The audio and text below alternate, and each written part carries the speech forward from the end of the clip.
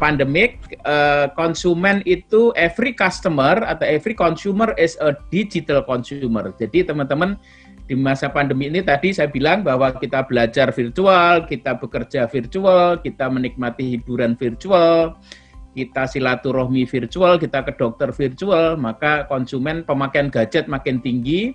Saya bilangnya dari space ke screen, ya. Kalau space itu artinya kita ke pasar atau kita ke matahari gitu ya. Tapi kalau screen itu berarti kita nggak jauh-jauh dari pertama adalah TV di rumah, ya, smart TV. Yang kedua adalah handphone, ya. Yang ketiga adalah laptop, ya. Yang keempat adalah iPad barangkali, ya. Jadi kemudian dari space ke screen, artinya kalau screen itu sudah digital gitu, ya. Jadi ketika konsumen semua sudah digital, maka pemain nanti mesti harus juga digital, ya. Jadi after pandemic, every consumer is digital consumer. Saya singkat di situ, EC sama dengan DC, ya. EC adalah every customer, sama dengan DC itu digital customer. Oh, teman-teman nggak ikut-ikutan go digital, maka akan mati karena sudah bermigrasi konsumennya, ya. Jadi masuk ke ranah fisikal masih tetap, tapi juga yang penting adalah ke digital, ya. Kalau teman-teman nggak ke sana akan mati. Maka bagi konsumen, bagi para entrepreneur, bagi teman-teman UKM yang dilakukan apa? Ini strateginya kira-kira, ya.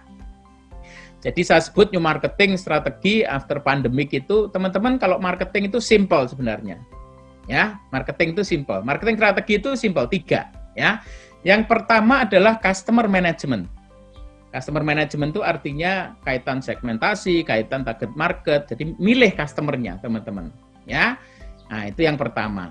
Yang kedua adalah new product management. Kalau sudah customernya atau pasarnya ngerti, maka kemudian berikutnya kita kasih produk apa gitu, ya. Jadi yang kedua adalah product management, dan yang ketiga adalah kemudian komunikasinya kayak apa, ya. Jualannya kayak apa, itu namanya marketing management. Jadi sebenarnya kalau kita ngomong mengenai marketing itu simpelnya 3. Saya kalau bikin apa-apa selalu bikin simpel, teman-teman. Jadi bikin simpel itu jangan lebih dari 7, idealnya 3. Kalau nggak bisa 3, 5 gitu, ya. Terus kalau nggak bisa 5, maksimal 7. Karena kalau sudah lewat 7, otak kita bingung, ya. Makanya saya mendefinisikan marketing simple. Yang pertama, teman-teman harus tahu segmennya atau marketnya atau customernya, namanya customer management. Yang kedua adalah teman-teman customer yang kita target apa, kita kasih produk yang sesuai dengan maunya customer, fit, ya. Antara produk dengan marketnya itu fit, ya. Itu namanya product management. Dan kemudian yang terakhir adalah bagaimana kita komunikasi woro-woro via Facebook, via tadi Omni tadi, itu namanya marketing management, ya. Jadi kalau customer management intinya data is the new gold, ya. Teman-teman mesti harus mulai melis customernya, jadi sudah tidak boleh ngawur kayak Rambo. Yang pertama kalau kita ngomong digital marketing, maka memang banyak sekali platform atau media yang bisa kita gunakan, ya, dan banyak diantaranya gratis. Tapi yang penting pendekatannya. Saya ingin kalau toolsnya banyak, tetapi yang penting adalah pendekatannya, teman-teman, ya. Yang pertama teman-teman harus ngerti namanya customer journey-nya konsumen, ya. Jadi dia itu kalau misalnya beli jahe merah gitu, ya, itu kira-kira dia dapat informasinya dari mana. Kemudian dia waktu mempertimbangkan pertimbangannya apa, terus kemudian kalau beli itu lewatnya mana, kalau minta saran itu sarannya ke siapa, ya. Terus kalau sudah jadi customer nanti kira-kira kalau dia mau sharing-sharing itu melalui apa, Facebook atau IG dan seterusnya, itu teman-teman tahu. Kalau kita ngomong digital, sekarang aset digital itu sudah mulai merata, mulai demokratis antara besar sama kecil. Ya, jadi perusahaan besar itu pakai IG, perusahaan kecil juga pakai IG, ya. Perusahaan besar pakai Facebook, dulu nggak mau perusahaan besar pakai Facebook karena itu toys gitu ya, itu mainan anak-anak gitu. Ya, tapi ketika kemudian konsumen ngumpulnya di Facebook atau di Twitter atau di IG, maka sekarang perusahaan-perusahaan besar juga sudah mulai. Kalau dulu kan perusahaan besar kan di TV. Ya, tetapi TV ketika makin lama makin orang bergeser ke media digital, maka kemudian mereka juga mulai mengadopsi Twitter, Facebook, IG, ya, TikTok dan seterusnya. Jadi sebenarnya teman-teman UKM ngelawan dari perusahaan besar itu sudah level playing field gitu. Sudah. Kalau dulu kan enggak. Dulu perusahaan besar bisa ngiklan di TV, bisa ngiklan di radio mahal. Teman-teman UKM nggak bisa gitu. Ya kan? Tapi sekarang teman-teman bikin stasiun TV melalui YouTube channel itu bahkan bisa. Ya kan? Makanya Andre Tolani segala macam dulunya di Trans TV atau di Net TV gitu. Sekarang dia bikin stasiun TV sendiri di YouTube gitu. Jadi everybody now become a TV company gitu ya, bisa punya perusahaan TV. Tiap orang itu bisa punya perusahaan TV gitu. Jadi gunakanlah 3 platform. Yang pertama adalah own media, website ya, mobile apps. Kemudian paid media, kita bayar influencer, kita bayar detik.com, segala macam itu paid media, dan yang terakhir adalah social media.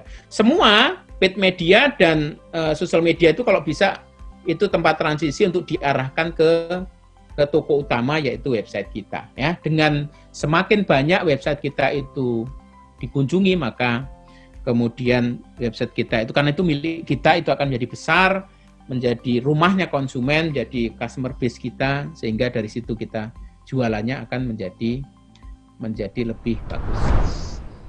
Nah, ingat bahwa Islam itu tidak mengajarkan kita memanfaatkan konsumen, apalagi mencuranginya. Ya. Islam mengajarkan kita untuk menyejahterakan konsumen. Itu ajarannya, ya.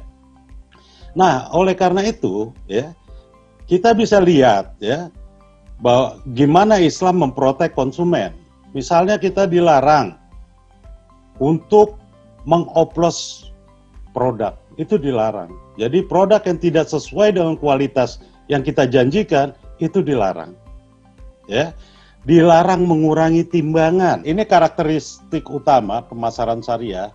Itu yang pertama, spiritualistik ya. Jadi kita nggak bisa, kalau kita memakai bendera agama, spiritualistik kita itu harus ada di dalamnya. Nggak bisa enggak. Ya. Apa yang diperintahkan oleh agama, ya harus kita lakukan. Apakah kita boleh cari untung besar? Nggak ada yang melarang. Tetapi untuk mendapatkan untungnya dan bagaimana menggunakan untung itu yang ada aturan. Ya. Nah, kedua, kita juga harus punya etika, ya, etika. Nah, etika ini yang pertama itu unity, ya, refleksi tauhid, ya. Nah, di sini refleksi tauhid ini bahwa manusia itu di depan Allah sama, nggak ada bedanya, ya. Jadi kalau Allah aja nggak membuat diskriminasi, kenapa kita manusia harus mendiskriminasi? Nah, itu yang nggak pas, ya. Kita tidak boleh mendiskriminasi sesama orang, ya. Kita penjual, ya, pembeli nggak boleh, pemasok dan sebagainya. Itu didiskriminasi gara-gara latar belakangnya, itu tidak bisa. Kita bisa mendiskriminasi orang, ya. Itu juga bukan mendiskriminasi, artinya ketika produk itu halal atau tidak, ya, atau input barang itu halal atau tidak. Ya, itu harus nggak bisa kita pakai kalau dia tidak halal. Yang kedua, ya, next. Nah, kedua iman, ya. Ini mengikuti syariah. Wah, udah kedua ini aja etikanya udah selesai semuanya. Kalau kita bisa mengikuti syariah, ya. Nah, ini jelas prinsip-prinsip Islam ini ada di sini. Yang ketiga, kesadaran bahwa kita adalah khilafah. Bahwa kita adalah yang mengontrol dan mengelola bumi. Jadi kalau kita membuat produk yang merusak bumi, itu jelas nggak syariah, walau produknya halal, ya. Nah ini, ya. Jadi cukup berat untuk membuat produk syariah ini, ya. Jadi segala halnya harus dilihat, gitu. Ya, yang keempat balance, keseimbangan, ya, keseimbangan antara konsumsi dan pendapatan. Nah, di sini bedanya sekali, saya nggak tahu apakah kita bisa konsekuen bahwa jika perusahaan-perusahaan konvensional selama ini mendorong kita untuk konsumtif. Karena dengan kita konsumtif, kita beri barangnya tambah banyak, mereka tambah kaya gitu. Tapi kalau usaha syariah, dia mendidik pasarnya untuk tidak konsumtif. Nah, di sini bisa nggak kita mengambil konsekuensi ini? Ini bukan konsekuensi yang mudah. Gitu. Next. Keadilan, ya. Ya, ini kita tahu lah. Kita harus berlaku adil, ya. Kita nggak boleh monopoli. Nah, ya, nggak boleh monopoli. Kita nggak boleh menyalahgunakan kekuasaan untuk kepentingan kita dan sebagainya. Kita harus berlaku adil. Lalu kita juga di sini kita punya kebebasan berkehendak, ya. Kita diberi kebebasan oleh Allah, ya. Bahkan kita tidak dipaksa untuk Islam oleh Allah. Nah, ini kebebasan ini adalah memilih. Nah, ketika kita mengikuti kita ingin menjalankan marketing syariah, maka tidak ada pilihan selain mengikuti apa yang diperintahkannya dan menjauhi apa yang dilarangnya. Ya, kemudian selanjutnya kebijakan, ya. Nah, ini adalah tindakan terpuji. Ya. Next. Jadi dari etika Islam, ya, etika Islam itu, ya, marketing Islamik itu yang harus kita harus terapkan, etika Islam yang harus kita terapkan dalam marketing ini. Ini memang sangat berat. Itu tergantung diri kita sendiri. Orang nggak bakal ngelihat, orang nggak bakal bisa tahu, ya, kita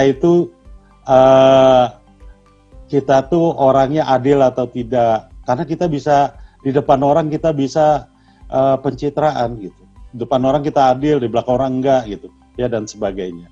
Jadi etika ini memang tergantung diri kita sendiri, ya. Tetapi etika-etika itu ketika ditanamkan ke produk kita, itu menjadi produk syariah yang sangat kuat sekali, ya. Lalu jangan lupa kita realistis, ya. Islam memang mengajarkan realistis, ya. Al-Quran dan hadis itu ada dogma yang tidak tanggung-tanggung, tidak dapat diganggu-gugat, ya. Ada dogma-dogmanya. Ada ayat-ayatnya yang nggak bisa diperdebatkan, tetapi dalam implementasi, ya, kita harus mempertimbangkan, ya, kita ada beberapa yang tetap bisa mempertimbangkan kondisi kemanusiaannya, ya. Misalnya apa? Misalnya ada official channeling, ya, di bank konvensional, ya, itu harusnya kan nggak boleh, ya. Iya, kemudian jangan lupa humanistik, bahwa kita adalah manusia, ya, kita adalah manusia yang tidak sempurna. Oleh karena itu, kalau kita mau memproduksi produk Islam, kita tidak bisa langsung memproduksi yang istilahnya yang sempurna gitu, nggak bisa.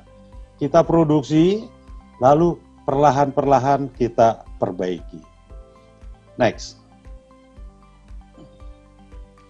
Nah, ini tadi definisi pemasaran syariah, ya, berdasarkan beberapa ahlinya.